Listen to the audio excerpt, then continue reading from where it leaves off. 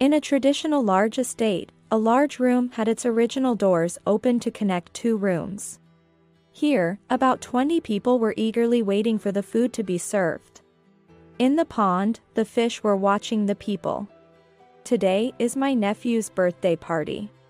Relatives have gathered to celebrate my nephew's occasion. Today's menu is pasta, at my nephew Alex's request. For some reason, my mother-in-law decided that she would bring the pasta herself after having Jessica, my sister-in-law, and I carry the other dishes. After a while, my mother-in-law placed the pasta in front of me. Knowing I dislike pasta, she deliberately served it heaped. Moreover, the pasta sauce looked darker than everyone else's. My mother-in-law smirked maliciously. Just then, luckily, a delivery arrived. My mother-in-law had ordered some gourmet food online. She happily went to the entrance. Now's my chance. I took the plate of pasta to the kitchen and returned half of it to the pot. Then I hurried back to the table. After a while, my mother-in-law came back, looked at my plate, and seemed to sense something was off. My nephew was engrossed in his pasta. More, please. I'll go get it. The mother-in-law said nothing. My nephew enjoyed his second serving of pasta. Suddenly, after gulping down the pasta, Alex started to feel unwell and spat out the pasta. Ugh. What's wrong, Alex? The mother-in-law turned pale, yelling. Why did Alex eat it? It's because Brooke didn't eat quickly. Hearing this, my legs trembled. Perhaps something had been mixed into that unusually dark pasta. A fierce anger welled up within me. I swore to find evidence and someday avenge myself against my mother-in-law. I am Brooke, a 29-year-old junior high school teacher in my hometown, soon to have 30 milestones. I met my husband, Peter, when he came to pick up his sister, a classmate of mine, at a high school reunion when I was 24. Peter, then 31 and 7 years my senior, appeared very calm. I was drawn to his gentle and easygoing nature, which felt somewhat similar to mine. Peter seemed to find me charming and cute, and we quickly hit it off, meeting frequently and eventually dating. Peter worked at a hotel in the next town, often working night shifts, leading to an irregular lifestyle. Peter, a laid-back and somewhat sloppy person, had no interest in living alone and stayed with his parents. I also lived with my parents, so I was unfamiliar with household chores and busy with work every day. We both wanted to settle down soon. So about 6 months into our relationship, we decided to get married. When we visited Peter's house to announce our engagement, his mother served us a homemade meal. Both his mother and father seemed to like me. After greeting both sets of parents, we were set to marry.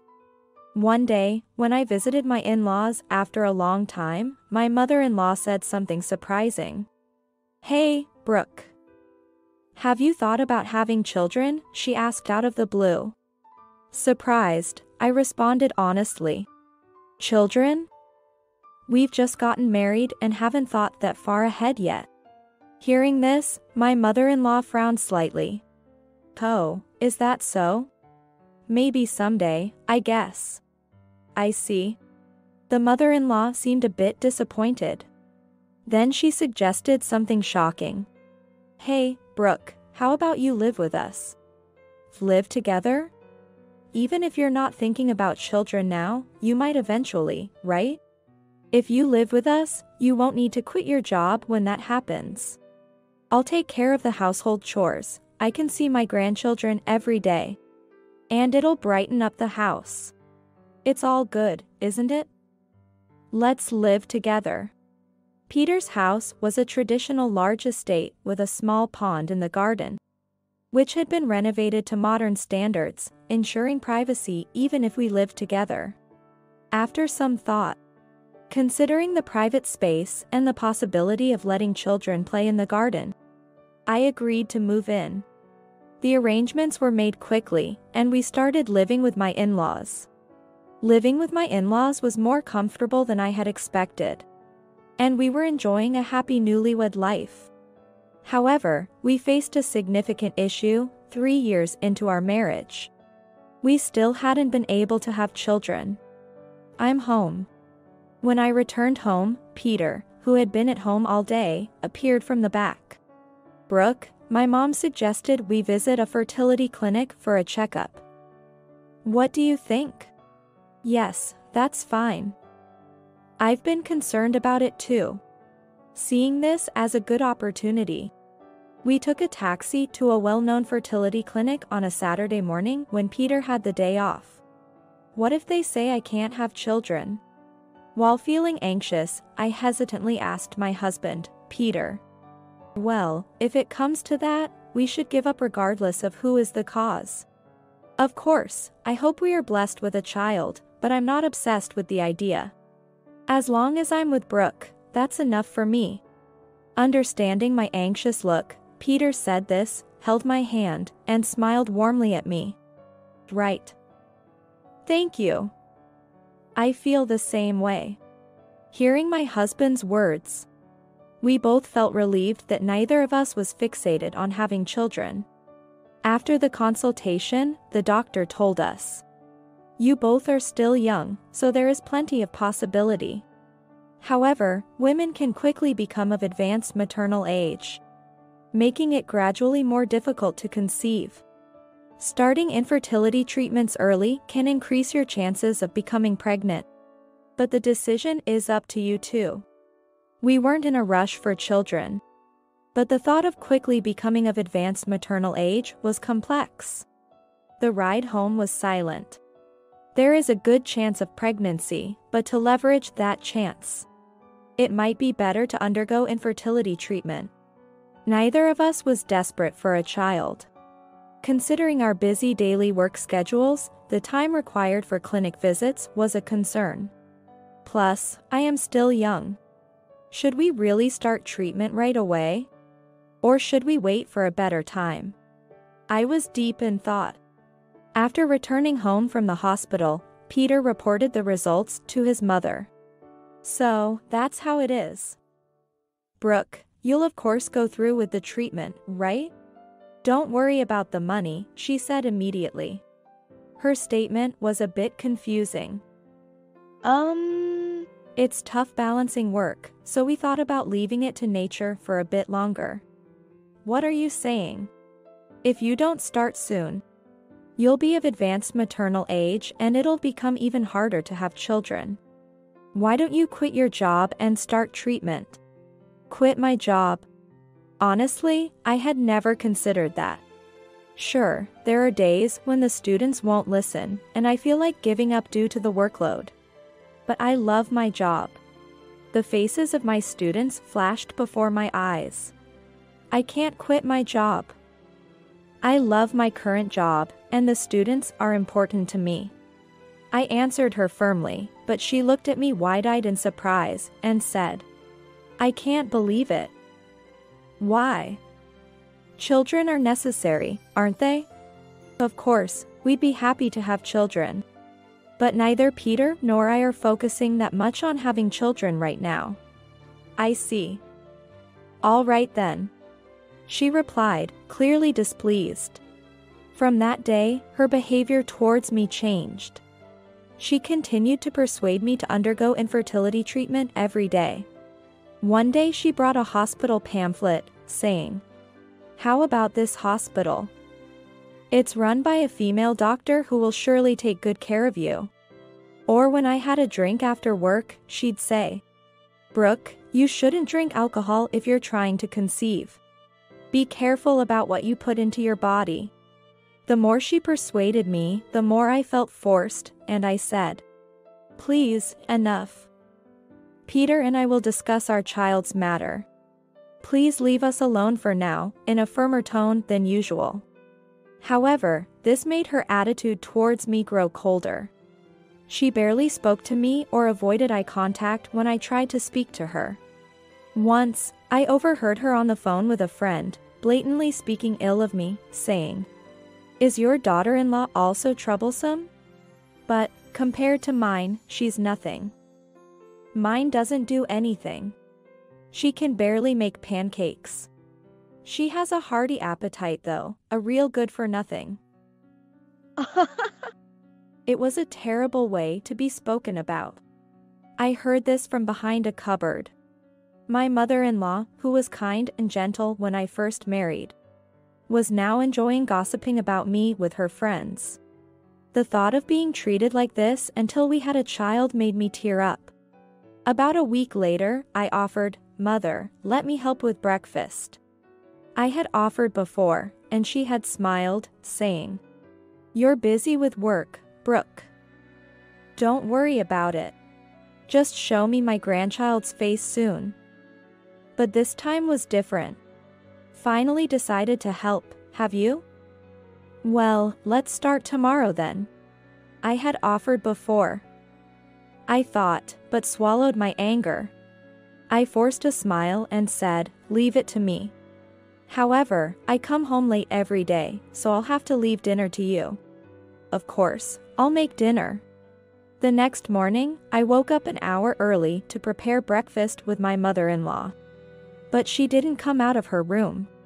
Wondering what was going on but not wanting to be late for work, I decided to start cooking on my own. I made soup, omelet, and grilled sausage, and set the table. Then, my father-in-law came in. "Brooke, what are you doing?" "Good morning. I've decided to start helping with the cooking from today." He seemed a bit surprised but kindly said, "Is that so?" "Thank you. Take care not to overdo it." His kind words warmed my heart. Finally, my mother-in-law appeared. "Brooke, were you able to prepare the meal by yourself?" "Yes. I'm not great at cooking, but I did my best today. My husband, Peter, was on a night shift and hadn't come home yet. So, the three of us started eating. When my mother-in-law tasted the soup I made, she frowned and coughed. "What's this soup? Is something wrong? Did you put any herb salt in this?" "Yes, I used one I bought from a website which showed a positive review." Suddenly irritated, my mother-in-law said, "This soup is bland and not delicious at all. We grow herbs and stock handmade ones in the refrigerator. What have you been looking at all this time?" I was at a loss for words. Father-in-law tried to smooth things over. "Well, this has its own good taste, doesn't it?" But she snapped at him, "You stay out of this." The air went silent, and we all quietly finished our meal without further conversation. This sort of exchange became a daily occurrence. I sighed deeply and thought, this again today. But the attacks from my mother-in-law didn't stop there. One day, I came home late from overtime to find that dinner wasn't prepared, which was unusual. "What? Why?" Confused and standing still, I was startled when someone spoke from behind me. "Brooke." It was my mother-in-law. "Hey, you startled me. I didn't realize you were there." With a serious face, she said, "From now on, you will prepare dinner." "What do you mean?" I stand there, bewildered and at a loss for words. "You're Peter's wife, aren't you? It was wrong of me to have been cooking all this time." "That's true." She wasn't wrong to say that. But it was quite sudden. Especially since she had insisted on doing it herself before we lived together. "This is quite sudden. I often work late, and by the time I get home, it might end up being store-bought or convenience meals." "Is that all right? Peter comes home late at night anyway." "Yes, but then you'll have time after work before Peter gets home." "Don't be lazy." Her point was valid. Thinking that in most households dinner is prepared after work, I found myself unable to say anything. I shouldn't have said anything that day to ignite this situation. I guess I'll have to eat out when Peter isn't home. Deciding to take a positive approach, I stopped worrying about pleasing my mother-in-law and felt lighter about it. My brighter demeanor seemed to annoy her, as she began to ignore me and even gave me cold looks when I left for work, unaware of her gaze. Today is November 25th, Thanksgiving Day, and also the 9th birthday of my nephew, Alex, Jessica's son. The family gathered included my mother-in-law, father-in-law, Jessica, and her child. Jessica has been raising Alex as a single mother since her husband passed away. She is a classmate who introduced me to my husband. Then, Peter's cousin Eric and his family of 4, along with my parents, also came. My husband, Peter, had taken the day off a month in advance for this occasion. Today's menu was pasta carbonara, Alex's favorite and my least favorite dish. Jessica and I were in charge of preparing the pasta, and my mother-in-law was unusually in a good mood. "You two relax, I'll take care of the rest." It was rare for her to take over the cooking. I found it unusual since she had been leaving everything to me recently, but I didn't mind it much. After enjoying some video games with Alex for a while, we heard my mother-in-law's voice from the kitchen saying, "It's ready." Jessica and I headed to the kitchen. "Could you two carry these over, please?" Jessica took the appetizer plates, and when I started to serve the pasta, my mother-in-law insisted, "I'll do that. You two handle the drinks." So, we carried out the dishes as instructed. Everyone was eagerly anticipating the meal, their eyes sparkling with excitement as they exclaimed, "Wow, this looks delicious." Then, my mother-in-law brought the pasta to the dining table. She approached my seat and said, "This is yours," placing a plate of pasta in front of me. I hadn't noticed the creepy, thin smile she wore at that moment. The pasta in front of me was piled high and its sauce was an unnaturally dark color. The sight of this unfamiliar color of pasta made me feel slightly nauseous. Just then, the doorbell rang. Oh, that was quick. It seemed a delivery person had brought some mail-order gourmet food. My mother-in-law hurried to the entrance, delighted. "Now's my chance." I took my plate of pasta back to the kitchen and returned about half of it to the pot. I then took the lighter plate back to the table. My father-in-law and I made eye contact for a moment. Worried I'd been caught, I hastily said, "I'm on a diet, so I reduced the amount a bit." He laughed and said, "You don't look like you need to diet." After a while, my mother-in-law returned and stared at my plate. I was anxious she might notice something was off, but it seemed she didn't. Alex is a big boy and loves wrestling. He quickly finished his first serving. "Seconds, please." "Oh my, you do eat a lot. Pasta is my favorite," Alex said, opening his mouth wide for his second serving. Then suddenly spat it out, beginning to writhe in pain. Jessica hurried over to him, asking, "What's wrong, Alex?" My husband immediately called an ambulance. "Alex! Alex!" Jessica called out beside him, with my mother-in-law gaping in shock. Why did Alex eat it? Frustrated and repeatedly exclaiming. Her words made me realize she had added something to my pasta. This is terrible. My legs were shaking. It seemed Alex had eaten the pasta I had returned to the pot. This explained my mother-in-law's unusual behavior today. Jessica and Alex were taken away in the ambulance.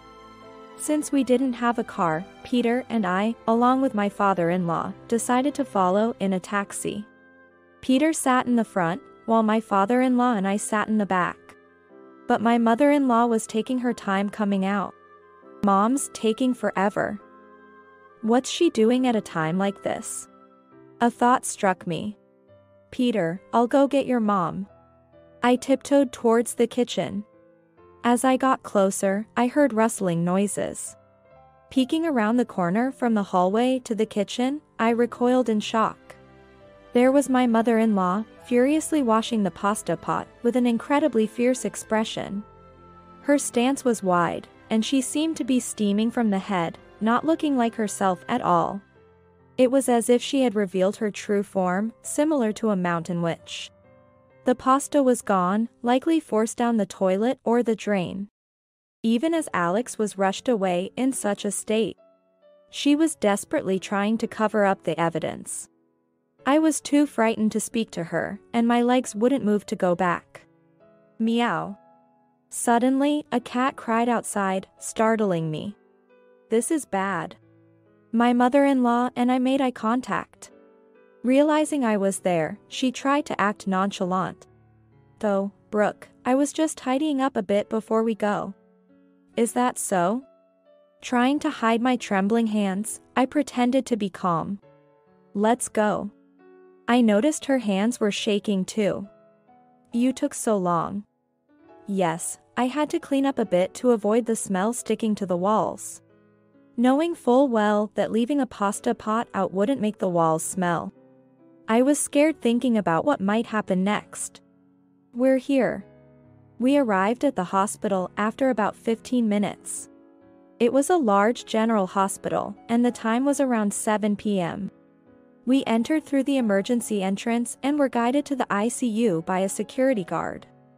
A nurse, who looked slightly younger than me, approached us. Are you Alex's family? Yes, we are. Please wait here for a moment. We were led to a nearby bench. There were 3 black vinyl sofas arranged in a C shape, each able to seat about 4 people. Where's Jessica? She must be with Alex. When I looked at my mother-in-law, her eyes were darting around nervously, clearly acting strangely. After about 10 minutes, Jessica came over with a pained expression. Jessica, how's Alex? He's just finished his examination, and they're currently washing out his stomach. So the pasta was the cause, then? For a moment, I felt my father-in-law glance at me sideways. If the pasta was indeed tampered with, would he suspect me? However, I had no motive. Or, if one were to be fabricated, it could be that a childless daughter-in-law, jealous of her sister-in-law's child, attempted murder. If that were the case, my mother-in-law's motive to harm me would be much stronger. What should I do? No. This isn't the time to worry. Pull yourself together, Brooke. I told myself sternly. Then, Jessica muttered, it's similar to what happened to him. I turned to Jessica in shock. Who do you mean? Tom, my late husband. I remembered hearing from my mother-in-law that Tom had died of cancer. Did he pass away in this hospital? No, not here. It was S hospital. It's the symptoms that are similar. It wasn't cancer. We never talked much about Tom's situation in the family, so I never asked for more details. No, it wasn't. What do you mean? The stew had sulfuric acid in it. What do you mean? That day was Alex's kindergarten sports festival. We had dinner at the family home in the evening. His second favorite after pasta was cream stew. But only his stew had it. How could that happen? Doesn't it just not add up? That's why no one talked about it. Was there something in today's pasta? Could such a thing happen again? I looked at my mother-in-law. She was staring at the wall, appearing to hold back something. She must be trying not to show any disturbance. Was Tom's work going well? Actually, about half a year before the incident, his company went bankrupt. Since then, he was just home, sleeping every day. I see. After that, it was just unemployment benefits. He never said anything about what he planned to do next. That's when you started working, Jessica. You had some arguments with Mom about it. With this statement from my father-in-law, I was convinced that Tom was done by my mother-in-law. After a while, the nurse from earlier came over. Please follow me. We proceeded to the consultation room. An older doctor turned around and said, You can rest easy. Alex has been saved. Everyone cried out in joy and relief. I saw that my mother-in-law was crying too. She must be relieved that Alex didn't die. Sulfuric acid was detected in his stomach. Everyone had a look of realization. My mother-in-law was looking down. I took a decisive step and asked my mother-in-law, "Do you know something about this?" Everyone was shocked by my question. "Brooke, that can't be." My husband stopped me from pursuing it further. My mother-in-law was staring at me with dead eyes. Later, the whole family was called in for questioning by the police. I couldn't forgive the fact that I was almost killed. Desperate for revenge against my mother-in-law, I figured out a plan to spread rumors around town. I decided to talk about the incident to my students, spreading rumors. The next day, I told my middle school students about the incident. "Hey, what do you all think? It has to be her, right?" The students were intrigued by the story, and it seemed they talked about it at home. Because of this, rumors started circulating in the neighborhood that my mother-in-law was the culprit, and she began to be looked at with suspicion whenever she went outside. Just as planned. One day, when my mother-in-law went to her favorite flower shop, the moment the shopkeeper saw her, he shut the shutter, not allowing her inside. It felt as if even the neighborhood cats would run away from her. As days went by, my mother-in-law seemed to start worrying even when sparrows flew away from her. She was visibly stressed. She became visibly more haggard due to the stress. A month later, Alex was discharged from the hospital and back to his lively self. In contrast, my mother-in-law aged significantly in a month. Often seen smiling faintly to herself, as if her mind was affected. A Sunday, the doorbell rang. Peeking through the peephole, I saw two stern-looking middle-aged men in suits, with several police officers wearing gloves behind them. Could it be? And opened the door. One of the men in suits showed me a badge from his chest pocket. "We're from the police." I had seen this scene on TV many times. They were detectives. The other person in a suit spoke. "It's been tough with the recent incident, hasn't it?" "Yes. We're here for a house search today." "Right now?"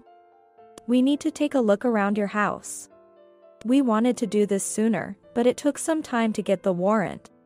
At that moment, the uniformed police officers entered the house all at once. My father-in-law and husband had gone out to play golf. My mother-in-law was sitting in the back room, watching TV in a formal seated position. After a while, there was a commotion in the kitchen. "This might be it," someone said, and the kitchen became noisy. I headed to the kitchen and was shocked at what I saw. In the hands of a police officer was a plastic bag containing a battery acid refill, about 20 inches long. "Where did you find this?" "We decided to check under the floorboard here." The officer pointed to a floor storage near the back door, a place where my mother-in-law usually stores pickles. It's usually filled with pots, so the floorboard isn't visible. Underneath the removed floorboard, damp soil was visible. So this is the source of the sulfuric acid. Upon hearing this, my mother-in-law appeared from the back room. Eek. Suddenly, she let out a strange shriek and then fainted. "Ma'am, we'll need to ask you to come to the station for further questioning." My mother-in-law readily admitted to her actions. She was also the culprit behind Tom's incident. She had obtained the battery acid refill from a local home center. Later, a psychiatric evaluation revealed she had a mental disorder, and she was admitted to a mental hospital. 2 years later, it was decided that my mother-in-law would be discharged. She had become a completely different person, much kinder than before. It seems she had been suffering from a mental disorder since around the time of Tom's incident. Still on probation, the rumors in the neighborhood persisted. But my mother-in-law was deeply remorseful and always said, Brooke, I'm sorry for what happened back then, repeatedly. 3 years have passed since then, and I've turned 32. Our family still lives in the same house. About 3 months ago, my husband and I were blessed with a child. Today, we found out at the hospital that it's going to be a girl. The middle school where I've been working for many years will be consolidated with another next year. And I was supposed to transfer to a middle school in the next town. However, I've decided to become a full-time homemaker and dedicate myself to raising our child.